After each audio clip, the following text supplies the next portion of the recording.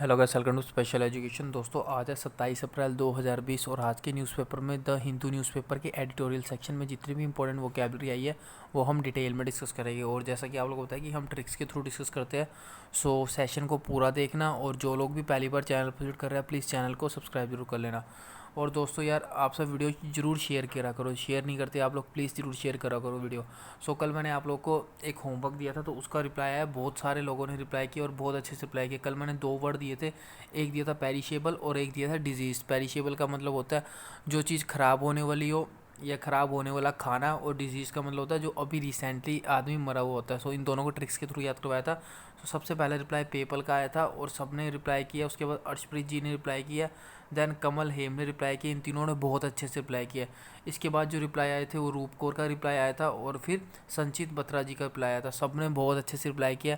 और आज के मैं आप लोगों को 2 क्वेश्चन दूंगा, एक आपका फ्रेज़ पे बेस्ड होगा जो मैंने फ्रेज़ पढ़ाई थी लास्ट सेशन में, और एक आपको वर्ड दूंगा, तो उसका आप लोगों को रिप्लाई करना है। आई होप आप इस वर्ड का भी रिप्लाई करोगे। सो चलिए स्टार्ट करते हैं आज का हमारा फर्स्ट वर्ड।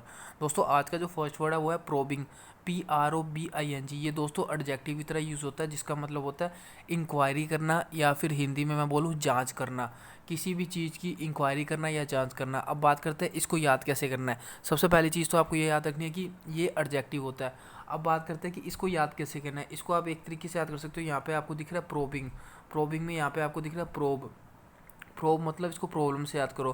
प्रॉब्लम की प्रोबिंग होनी चाहिए। लॉकडाउन में क्या क्या प्रॉब्लम्स आ रही है उसकी जांच होनी चाहिए, उसकी प्रोबिंग होनी चाहिए। इस तरीके से आप कनेक्ट करके याद कर सकते हो। सो ट्रिक आपके सामने है, प्रॉब्लम की प्रोब होनी चाहिए, प्रॉब्लम की प्रोब होनी चाहिए या प्रॉब्लम की प्रोबिंग होनी चाहिए। क्या प्रॉब्लम्स आ रही है उसके पीछे इंक्वायरी होनी चाहिए, जांच होनी चाहिए कहाँ कहाँ प्रॉब्लम आ रही है। सो प्रोबिंग को आप प्रोब से या प्रॉब्लम से कनेक्ट कर सकते हो। आई होप इतना आप लोगों को क्लियर होगा। अब मैं आप लोग को न्यूज़पेपर की हेडलाइन की कटिंग्स दिखाया था जहाँ से मैंने ये बड़ा वर्ड उठाया। आपको सेंटेंस भी पता लग जाएगा, एक एग्जाम्पल मिल जाएगा। यहाँ पे लिखा हुआ कि पैनल प्रोबिंग वधवांस परमिट। पैनल जो है वो जांच कर रही है वधवा के परमिट को, that will submit report in 48 hour, जो कि 48 आवर्स में रिपोर्ट सबमिट करेगा। ये महाराष्ट्र के होम मिनिस्टर ने बोला। सो आपको याद रखना है पैनल प्रोबिंग, पैनल जांच कर रही है, पैनल इंक्वायरी कर रही है। ठीक है, प्रोबिंग को कैसे याद किया हमने, प्रोब के थ्रू याद किया। सो नेक्स्ट वर्ड है दोस्तों एनफोर्समेंट। एनफोर्समेंट दोस्तों नाउन की तरह यूज़ होता है। आई थिंक ये वर्ड मैं आप लोगों को पहले पढ़ा चुका हूँ, दोबारा यूज़ हुआ तो मैंने सोचा दोबारा रिवाइज कर लेंगे। सो एनफोर्समेंट नाउन की तरह यूज़ होता है। अगेन मैं बता चुका हूँ किसी भी वर्ड के एंड में MENT होता है तो वो आपका नाउन की तरह यूज़ होता है। सो एनफोर्समेंट का मतलब होता है बाध्य करना या फिर कोई चीज़ लागू करना। ठीक है, या तो कोई ऑर्डर्स वगैरह आप लागू कर रहे हो और या फिर किसी को मजबूर कर रहे हो वो चीज़ उसको करने के लिए, मतलब आप उसको बाध्य कर रहे हो। ठीक है, सो एनफोर्समेंट को आप याद कैसे करना है। एनफोर्समेंट को आप इस तरीके से याद कर सकते हो कि उसने फोर्स से, या ऐसे बोलो कि सरकार ने फोर्स से जो लॉकडाउन है एनफोर्समेंट करवाया। सो और कोई ऑप्शन भी नहीं था, तो सरकार ने फोर्स से लॉकडाउन लागू करवाया या लॉकडाउन को फॉलो करने पर हमें बाध्य कर दिया। इस तरीके से आप एनफोर्समेंट को फोर्स से कनेक्ट कर सकते हो। यहाँ पे ट्रिक आपके सामने, लॉकडाउन फोर्स से एनफोर्स करवाया गया, फोर्स से लागू करवाया गया। आई होप ये वर्ड भी अब आप लोग को क्लियर होगा। सो यहाँ पे आप एग्जांपल देख सकते हो न्यूज़पेपर की cutting. Unless there is a strict enforcement of the restriction the lockdown will not be yield fruitful result. तो यहाँ पे बोला कि जब तक स्ट्रिक्ट लॉकडाउन लागू नहीं होगा तब तक जो लॉकडाउन का रिजल्ट है वो फ्रूटफुल साबित नहीं होगा। तो यहाँ पे बात हो रही है एनफोर्समेंट की, मतलब लागू करने की। एनफोर्समेंट ऑफ रिस्ट्रिक्शन, जो कि रिस्ट्रिक्शन को स्ट्रिक्ट रूप से लागू करना, रिस्ट्रिक्शन को स्ट्रिक्ट रूप से एनफोर्समेंट करना, मतलब लागू करना। अब ये वर्ड आई थिंक आप लोगों को क्लियर होगा। तो चलिए मूव करते हैं अगले वर्ड की तरफ। अगला दोस्तों जो वर्ड है वो है होलिस्टिक।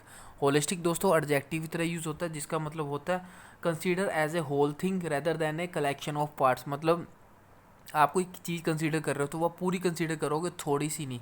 हिंदी में इसका मतलब होता है अखंड रूप से या फिर समग्र रूप से, मतलब जितना है पूरा का पूरा, थोड़ा सा नहीं, पूरा, अखंड रूप से पूरा, समग्र रूप से पूरी चीज़ वो। ठीक है, अब बात करते हैं इसको याद कैसे कर रहा है। यहाँ पे बात हो रही है होल थिंग की, मतलब पूरी चीज़ की, स्मॉल पार्ट्स की बात नहीं हो रही, होल थिंग की बात हो रही है।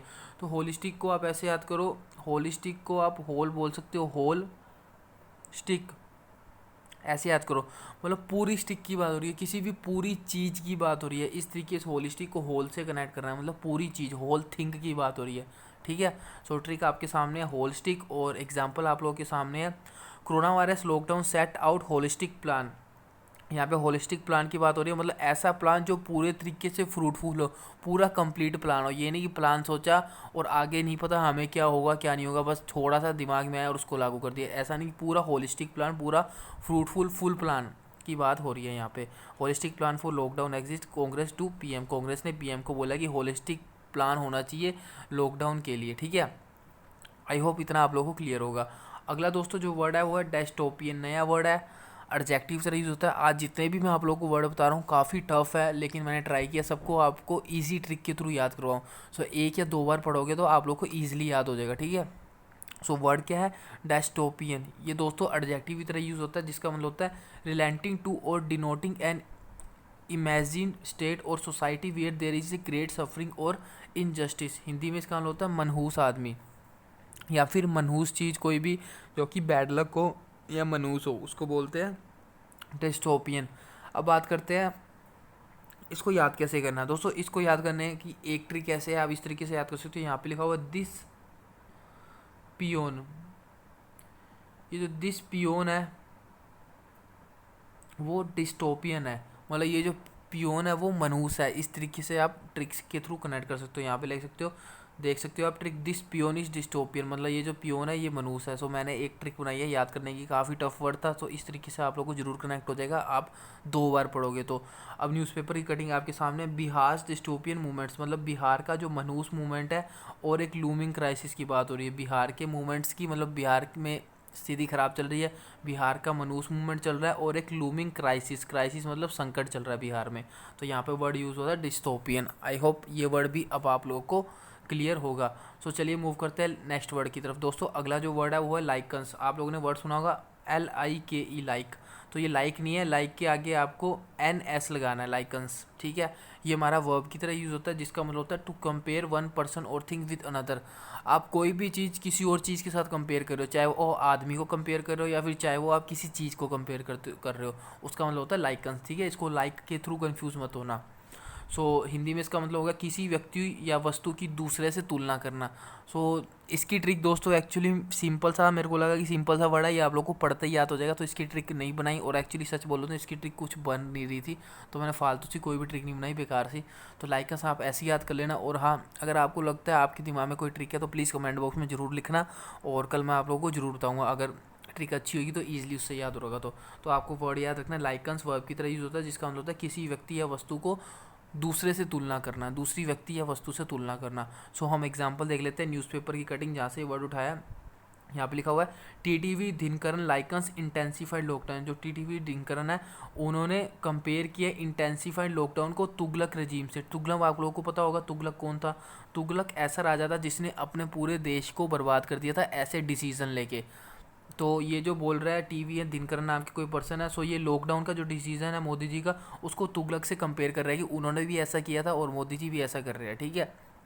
सो इस तरीके से उन्होंने कंपेयर किया, लाइकन्स किया लॉकडाउन को तुगलक के रेजीम से, ठीक है। आई होप ये वर्ड क्लियर होगा, लाइकन्स मतलब कंपेयर किया। अगला वर्ड की तरफ मूव करने से पहले आज का होमवर्क, कल मैंने आप लोग को एक फ्रेजल बताई थी विन विन डील, एक तो आप लोग को इसका मतलब बताना है, ठीक है, विन विन डील। इसके अलावा एक मैंने आपको वर्ड बताया था पोपर, इसका आप लोगों को मतलब लिखना है। मैंने आपको दो चीज़ें बताई थी, एक बताया था पोपर और एक बताया था पोपराइजेशन। इन दोनों में माइनर सा डिफरेंस था, सो कंफ्यूज मत होना। आप लोग को पोपर का मीनिंग लिखना है, पोपराइजेशन का मीनिंग नहीं लिखना, ठीक है। सो कंफ्यूज मत होना, आप लोग को पोपर का मीनिंग लिखना है। सो ये दो वर्ड है, दो होमवर्क है, इन दोनों का आपको अच्छे से रिप्लाई करना है, जैसा कि आप लोग डेली करते हो। आई होप आप लोग जरूर रिप्लाई करोगे। सो चलिए मूव करते हैं। अगला आज का हमारा जो वर्ड है वो है डिफंक्ट।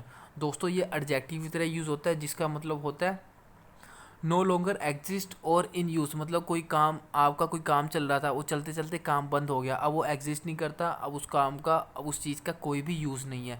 हिंदी में इसका मतलब होता है जो न अस्तित्व में हो और ना ही प्रयोग में हो। और क्या मतलब होता है अप्रचलित, जो चलते चलते बंद हो गया। अब एग्जाम्पल देख लेते हैं, एग्जाम्पल से पहले ट्रिक बताता हूँ, इसको याद कैसे करना है।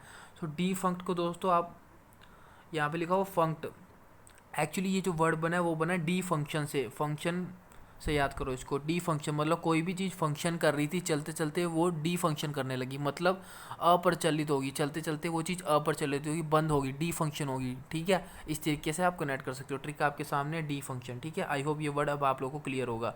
एग्जाम्पल देख लेते हैं, lockdown leads to be opening of the de facto farmers market in Chennai.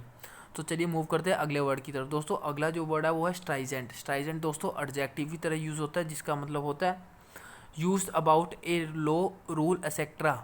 ठीक है, स्ट्राइजेंट का जो असली मतलब होता है वो होता है वेरी स्ट्रिक्ट, बहुत ज़्यादा सख्त। और ये जो स्ट्राइजेंट वर्ड है ये किसी लॉ के लिए या फिर किसी रूल के लिए यूज़ होता है। ज़्यादातर लॉ और रूल के लिए यूज़ होता है। हम किसी भी चीज़ के लिए यूज़ कर सकते हैं, लेकिन ज़्यादातर जो यूज़ होता है वो किसी रूल के लिए या किसी लॉ के लिए, या कोई लॉ बहुत ज़्यादा स्ट्रिक्ट है या फिर कोई रूल बहुत ज़्यादा स्ट्रिक्ट है, उसके लिए उसको बोलते हैं हम स्ट्राइजेंट, जो कि एडजेक्टिव की तरह यूज़ होता है।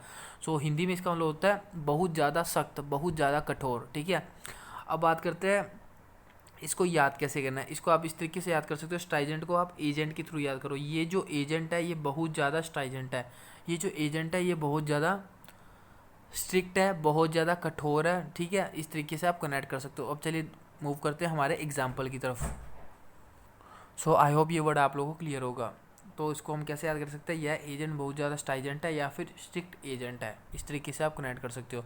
सो एग्जाम्पल आप लोगों के सामने, post lockdown expect stringent regulation at airport. कहने का मतलब है लॉकडाउन के बाद हमें जो हम एक्सपेक्ट कर रहे हैं स्ट्राइजेंट रेगुलेशंस को, ऐसे रेगुलेशन जो कि बहुत ज़्यादा स्ट्रिक्ट हो एट एयरपोर्ट, एयरपोर्ट पे ऐसे रेगुलेशन हमें लॉकडाउन के बाद लागू करने पड़ेंगे। आई होप ये स्ट्राइजेंट वर्ड अब आप लोग का क्लियर होगा, मतलब क्या होता है बहुत ज़्यादा कठोर, वेरी स्ट्रिक्ट।